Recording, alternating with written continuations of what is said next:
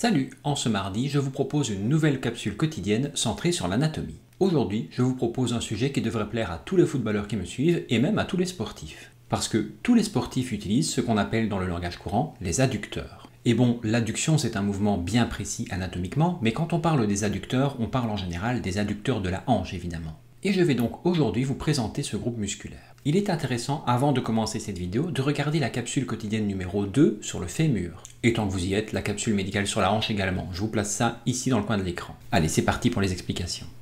Les muscles adducteurs de la hanche sont au nombre de 3.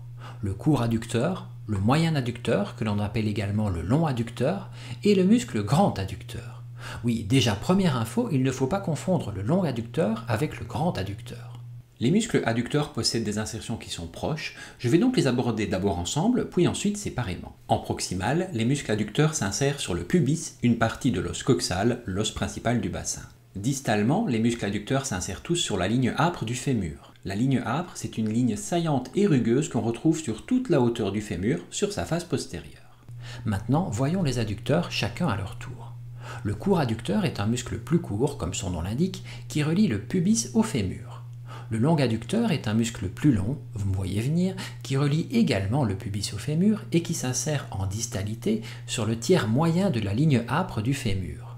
Le grand adducteur, enfin, est un muscle qui est plus grand, vous l'aviez compris, et qui occupe toute la hauteur de la cuisse. Il est formé de 3 faisceaux, un supérieur, un moyen et un inférieur. La partie supérieure et moyenne forme le muscle grand adducteur à proprement parler, et le faisceau inférieur forme ce qu'on appelle la partie ischio-condylaire, qui va de l'ischio au condyle fémoral interne donc. Ces muscles, lorsqu'ils se contractent, permettent donc de faire une adduction du membre inférieur, mais ils possèdent également la capacité de provoquer une flexion de la hanche lorsqu'elle est en extension, ou une extension de la hanche lorsqu'elle est en flexion. Bon, pour le dire simplement, ils permettent de remettre la hanche et le membre inférieur en position anatomique de repos.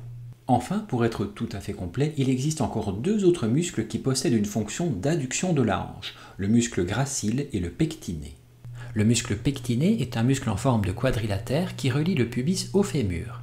Il est adducteur et fléchisseur de l'articulation coxale. Le muscle gracile est un très long muscle très fin qui unit l'os coxal, ou l'os du bassin, au tibia. Il est interne par rapport aux autres adducteurs. Il forme sur son insertion distale la patte doigt. J'en ai déjà parlé sur cette chaîne. Voilà, c'est déjà pas mal, non? La prochaine fois que vous faites une passe un peu appuyée de l'intérieur du pied et que vous ressentez une douleur au niveau du pubis, vous pourrez vous dire « Zut, je me suis peut-être blessé les adducteurs ». Et pour voir ce qu'il en est, quoi qu'il en soit, il faut aller voir votre médecin traitant. Passez une bonne soirée, j'espère que j'ai ouvert votre curiosité grâce à cette vidéo, et on se retrouve quoi qu'il en soit dès demain pour une prochaine capsule quotidienne. Salut!